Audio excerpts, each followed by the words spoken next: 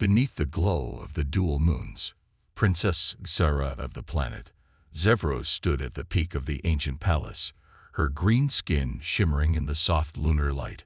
The capital city stretched below her, bustling array of advanced technology and nature harmoniously blended.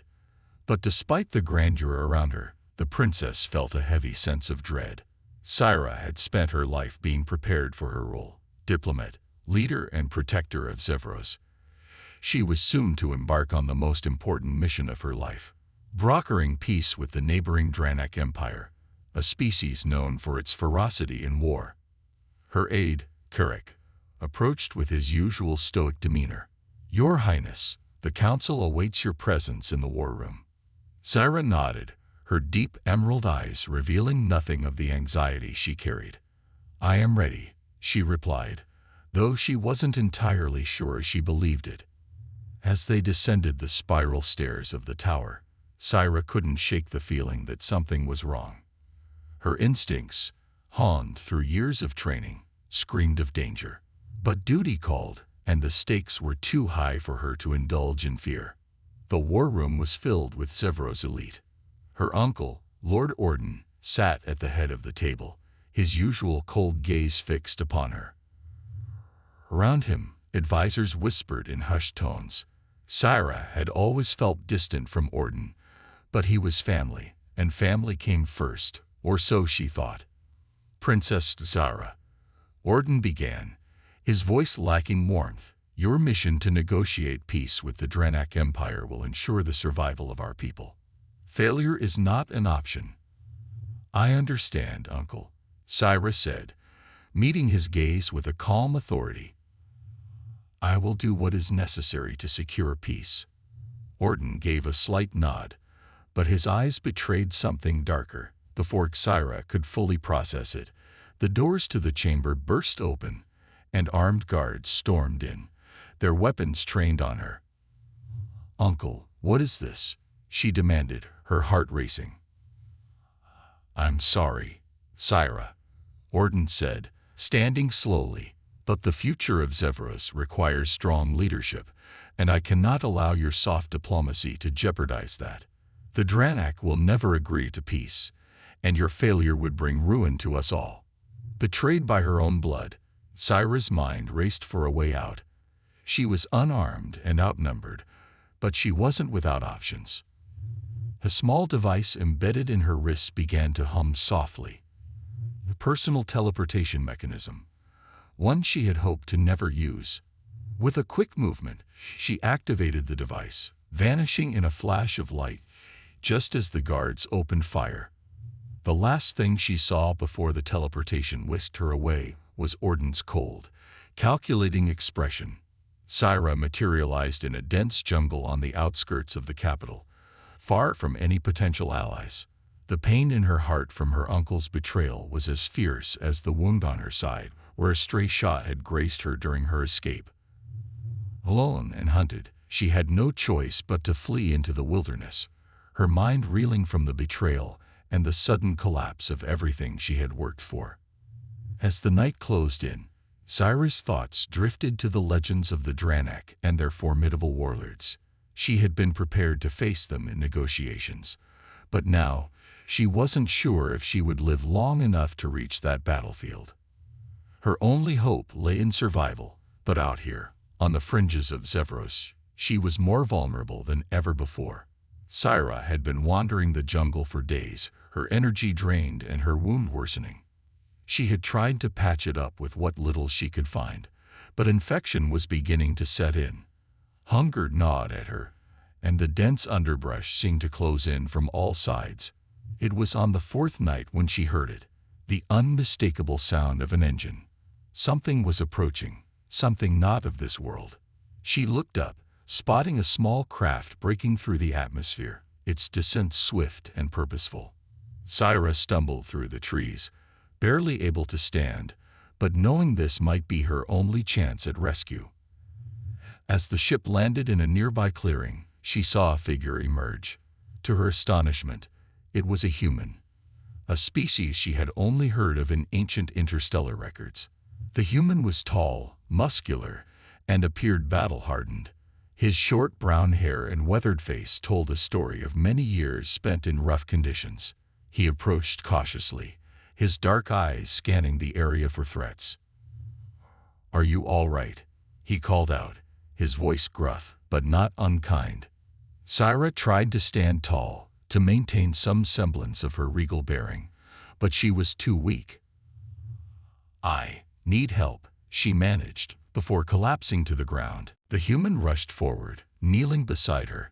"I've got you," he said, his voice suddenly softer.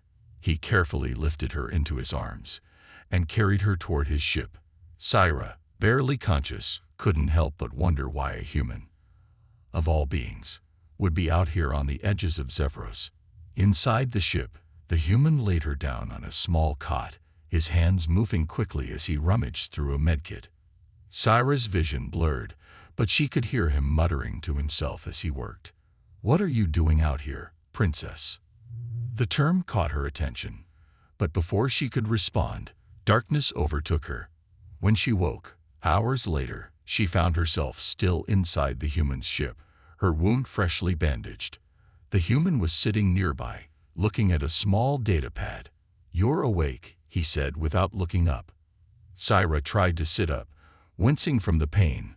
Who are you?" she asked, her voice barely above a whisper. "My name's Jace," the human said, glancing at her, "and you're lucky I found you. Now, how about you tell me what a princess of Zevros is doing in the middle of a jungle, half dead?" The question hung in the air as Sci-Fi tried to gather her thoughts. Could she trust this human? Could he help her? She had no choice but to find out. Sci-Fi hesitated for a moment, her mind racing. She had been taught not to trust outsiders, especially humans, whose presence in their part of the galaxy was rare and often unwelcome. But she had no choice. Her strength was failing, and she needed help if she was to survive long enough to deal with Orden's betrayal. I was betrayed," Sci-Fi finally said, her voice still weak.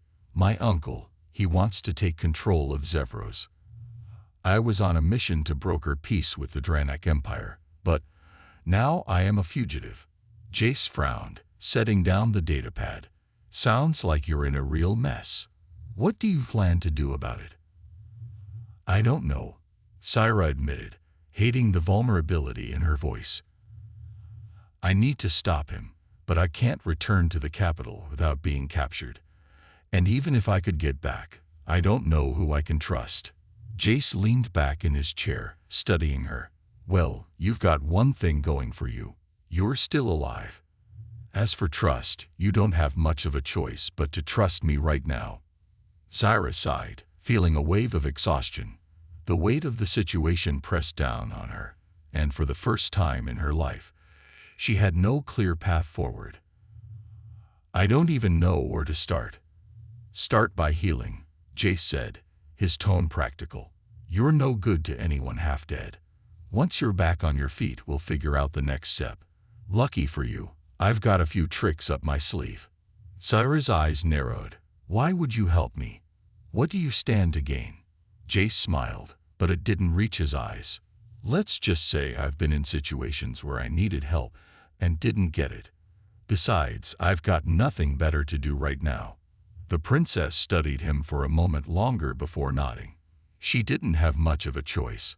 For now, this human was her only ally. As the days passed, Sci-Fi's strength slowly returned, thanks to Jace's medical expertise and the advanced equipment on his ship. She spent hours in quiet contemplation, trying to piece together a plan to stop her uncle. Every time she thought of Lord Orden's cold betrayal, a fresh wave of anger surged through her. Zevros had always prided itself on its unity and strength, and now it was on the brink of civil war. One evening, as the ship hovered in orbit around a desolate moon, Jace joined her in the small galley, where she was staring blankly at a map of the galaxy. "You've been quiet," he observed. "I've been thinking," Sci-Fi replied, not taking her eyes off the map. "About my people. About what comes next." Got any ideas? Jace asked, leaning against the wall. Syra turned to face him. I need to stop Orton, but I can't do it alone. If I go back to Zevros, I'll be captured. But I can't just sit here and wait for things to collapse. Jace nodded slowly, his expression thoughtful. You've got resources, right? Allies. Syra shook her head. Not many I can trust. Most of the council is loyal to Orton. They believe his lies about me. Then we don't go back to Zevros, Jace said. Syra frowned. What do you mean? Think about it. Jace continued. Orton's playing a political game. He wants to consolidate power, and he's using you as a scapegoat. If you go back now, you're walking into a trap. But if you can rally support outside Zevros, show the galaxy what's really going on, you might stand a chance. Syra considered his words. It was a dangerous plan, but it made sense. If she could expose Orton's treachery to the Dranak and other neighboring systems, she might be able to gather enough support to challenge him. You'd need to be careful, Jace added. We're talking about powerful people here. They won't like you meddling in their affairs. I know, Syra said quietly, but it's the only way. Jace grinned. Good. I was starting to get bored with just hiding out on the edges of space.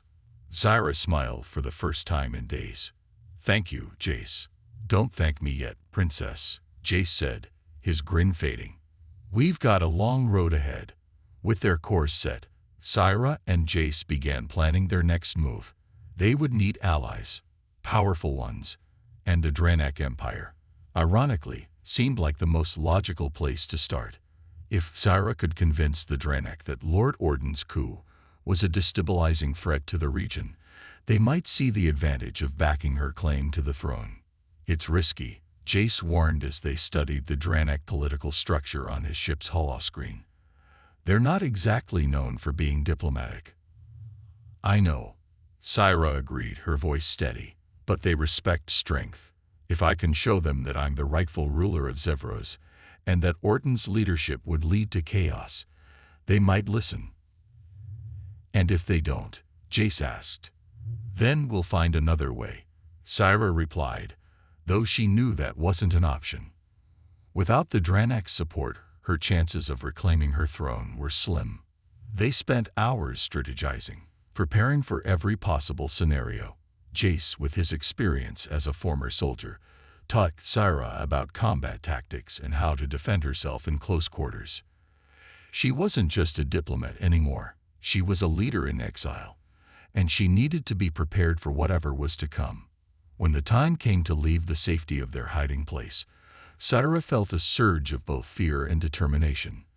Her people needed her, and no matter how dangerous the journey ahead was, she wouldn't abandon them. As they prepared to depart for Dranak space, Jace turned to her, his expression serious. Remember, this is just the beginning. Once we're in Dranak territory, there's no turning back. Syra nodded. I understand. Let's go.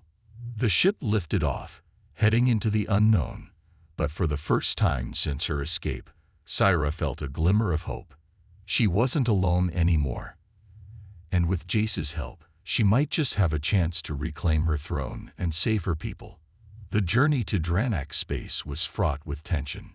Jace's ship, though well-maintained, was not designed for diplomatic missions, and flying into the heart of an empire known for its aggressive military strength was a risk neither Syra nor Jace took lightly.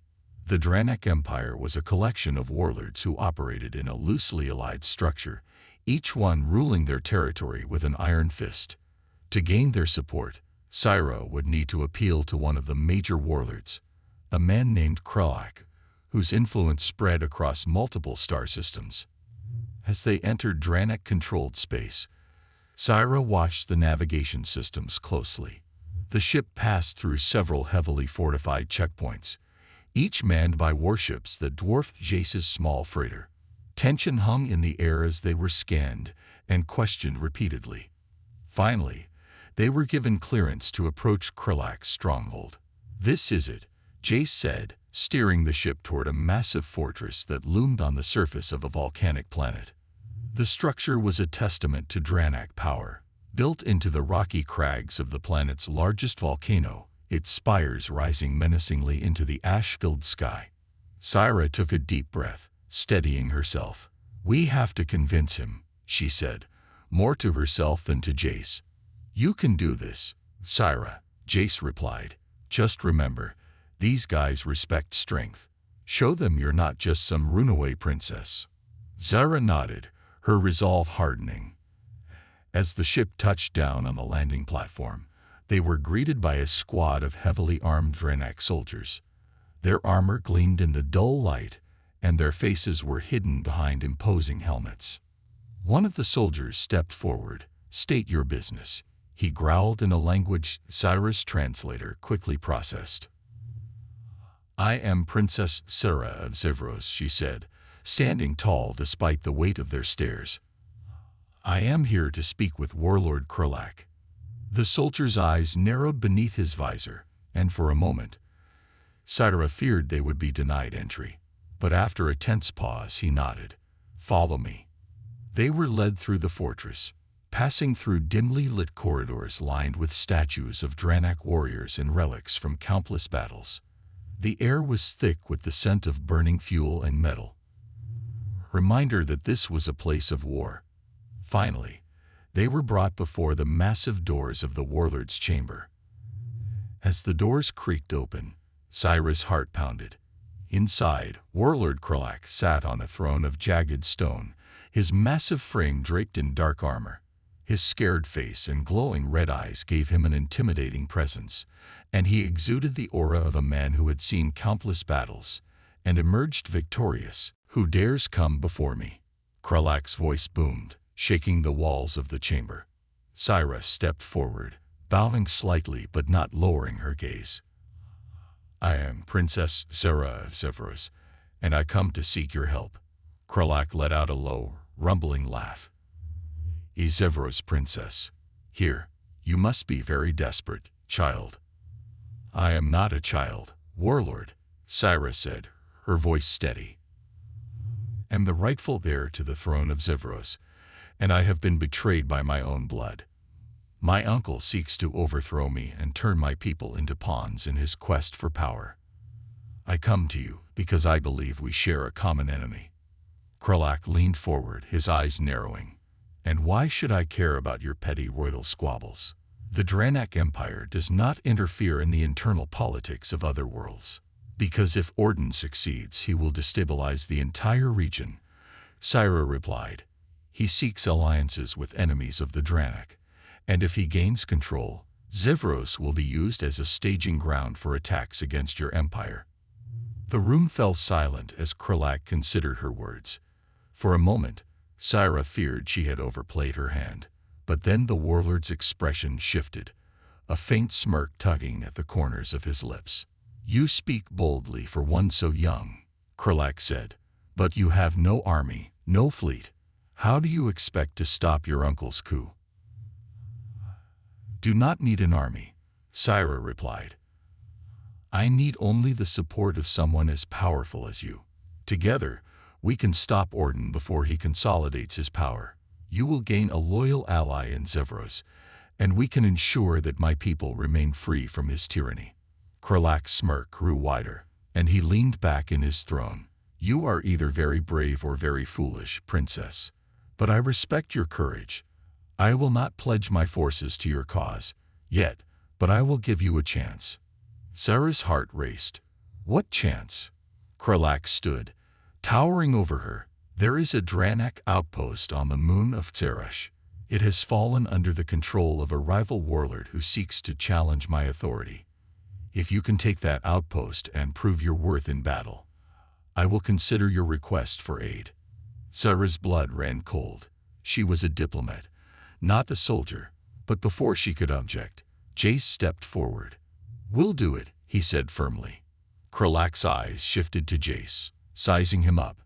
"You, human, do you truly believe this princess can handle such a task?" Jace met his gaze without flinching. "I believe in her, and I'll be there to make sure she gets the job done." Krolak chuckled darkly. "Very well, you have 1 week. Succeed, and we will talk again. Fail, and you will die, along with any hope for your throne. As they were escorted back to the ship, Syra's mind raced. The odds were stacked against them, but this was her only chance to stop Orden. She would have to fight, both for her people and for her future. Back aboard the ship, Syra turned to Jace. "Are you insane? I've never fought in a battle before." Jace smiled, a glint of mischief in his eyes. "Don't worry, princess. I've got a plan. You're not going into this fight alone." As Jace's ship soared through the black expanse of space toward the moon of Ceresh, Syra couldn't shake the rising anxiety in her chest. This was nothing like the diplomatic missions she had trained for her entire life. This was war, and she had no experience leading troops or fighting battles. Her stomach churned at the thought of what lay ahead, but Jace's calm demeanor helped steady her nerves. Jace stood at the control panel, plotting their approach. "We'll land near the outskirts of the outpost," he said, his voice steady. "The terrain is rocky, and it should give us some cover as we move in. From what I can tell, the outpost is lightly defended, but don't let that fool you. Warlord Tarkin's forces are tough. We'll need to be smart about this." Syra nodded, feeling the weight of the situation pressing down on her. "How many soldiers do you think they have?" "Hard to say," Jace replied, adjusting the ship's trajectory. "Tarkin doesn't waste resources on garrisons unless he's expecting trouble. But since Krolak gave us a week to complete this mission, he's likely sent word ahead. They'll be prepared." Syra swallowed her fear. "What's the plan then?" Jace turned to face her, his expression serious but calm. "We'll go in quietly, scope out their defenses, and create a diversion. Once we have their attention, we'll hit them hard, take control of their command center, and disable their communications. With any luck, we can cut them off from reinforcements and take the outpost before anyone realizes what's happening." Syra's heart raced. She knew she had to trust Jace's experience, but the idea of leading a battle felt impossible. Still, she had no choice. If they failed here, she would lose any chance of reclaiming her throne. "Okay," Syra said, her voice stronger than she felt. "Let's do it." The moon of Ceresh was a desolate place, its surface covered in jagged rocks and deep craters. Jace landed the ship in a hidden alcove, shielded from view by the rough terrain. As they stepped out onto the rocky ground, Syra's breath caught in her throat. The air was thin and cold, and the horizon was filled with the shadowy outline of the Dranak outpost. "Stay close," Jace said, pulling a compact blaster from his belt. He handed Syra a smaller weapon, one she had practiced with in the ship's training room over the past few days. "You remember how to use this?" Syra nodded, gripping the weapon tightly. She wasn't an expert, but she had learned the basics from Jace. Her fingers trembled slightly as she held the blaster, but she forced herself to focus. She couldn't afford to be afraid now. Together, they made their way toward the outpost, keeping low to the ground and using the rocky terrain to stay hidden. As they approached, Jace signaled for Syra to stop. He peered through a pair of binoculars, scanning the outpost's defenses. "Looks like they've got guards posted at the main gate," Jace whispered. "4 of them. We can't take them head-on. We'll need a distraction."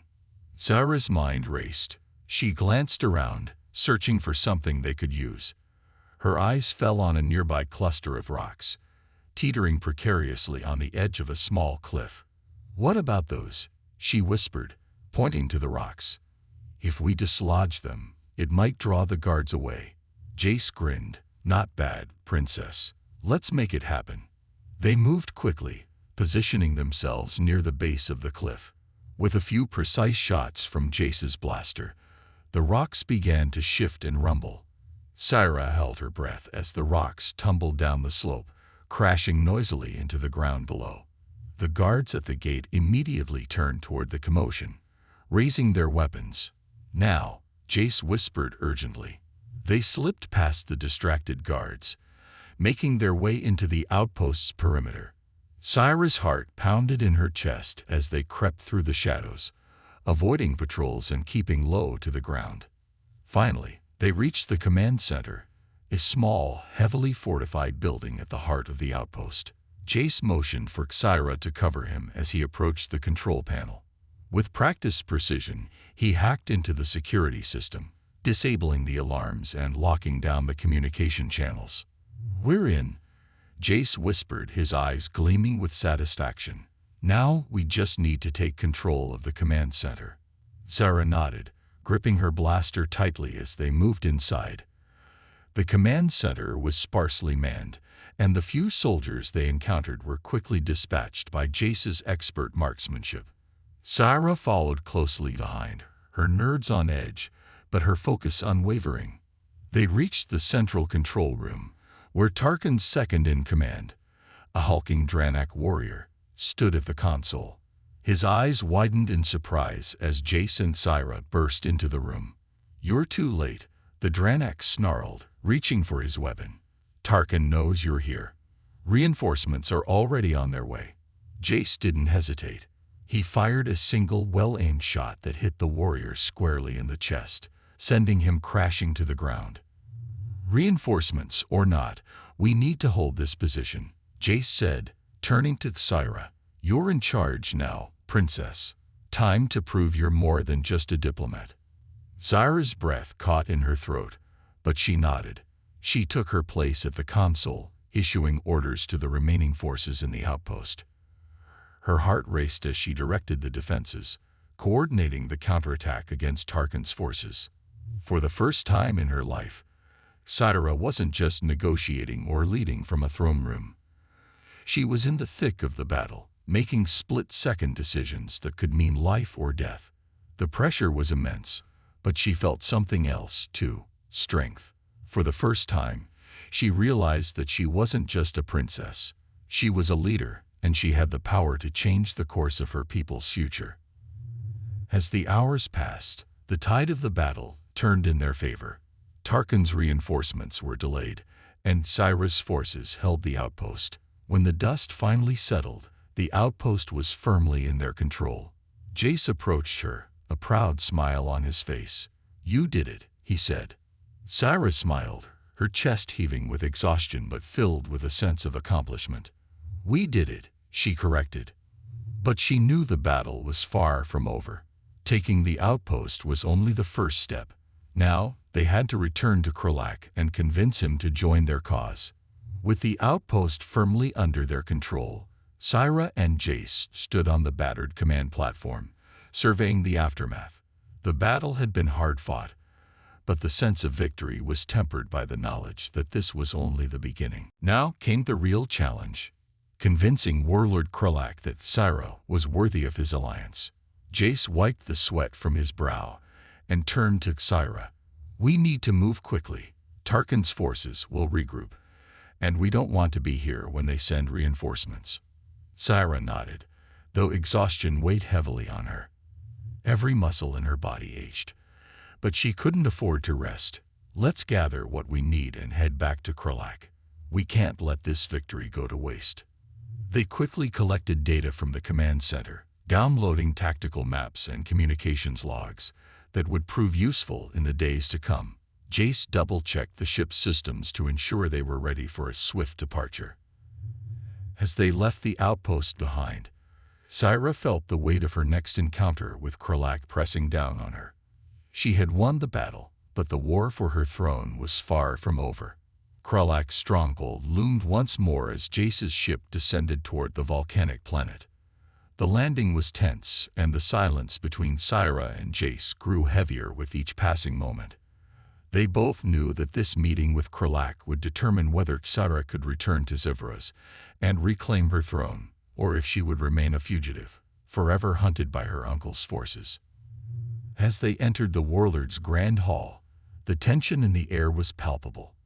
Krolak sat upon his jagged stone throne, his expression unreadable as he watched them approach. His red eyes gleamed with curiosity and a hint of amusement. His forces lined the walls of the chamber, their weapons held at the ready in case anything went awry. Xyra took a deep breath and stepped forward, meeting Krolak's gaze. She had to be strong now, stronger than she had ever been before. "Warlord Kralak," Syra said, her voice clear and commanding. "The outpost on Seresh is under my control. I have proven my strength and my resolve. Now, as we agreed, I ask for your support in reclaiming my throne." Kralak's lips curled into a smirk. He rose slowly from his throne, his massive frame casting a long shadow across the chamber.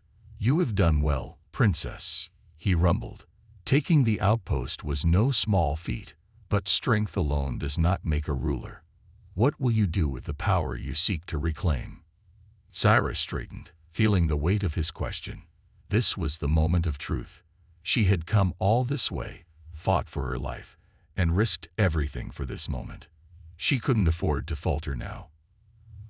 "I will use my power to unite Severos once more," Syra said, her voice filled with conviction.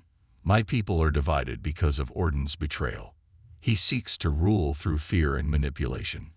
But I will lead with justice and strength. I will protect my people from external threats and from those who would seek to tear us apart from within." Kralak's expression remained impassive as he stepped down from the throne, circling her like a predator sizing up its prey. "You speak of justice, but the galaxy respects only power. If you wish to reclaim your throne, you must be prepared to make difficult choices. Are you ready for that, princess? Are you willing to do what is necessary, no matter the cost?" Syra held her ground, meeting his piercing gaze without flinching. "I will do what is necessary to protect my people, but I will not sacrifice my integrity or the values that make us strong. My people deserve a ruler who is both strong and just, and I will be that ruler." For a moment, the hall was silent. Kralak's warriors shifted uneasily, waiting for their leader's response. Jace stood a few paces behind Syra, his hand resting near his blaster, ready to act if things went sideways. Finally, Kralak let out a low, rumbling laugh. "You are bold, Princess Syra of Zevros. I admire that. Perhaps you are not as naive as I first thought." He stopped in front of her, his towering presence almost overwhelming.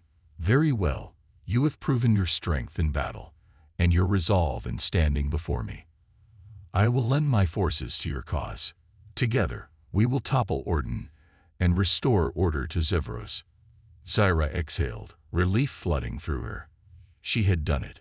She had secured Kralak's support, but she knew the road ahead would still be fraught with danger.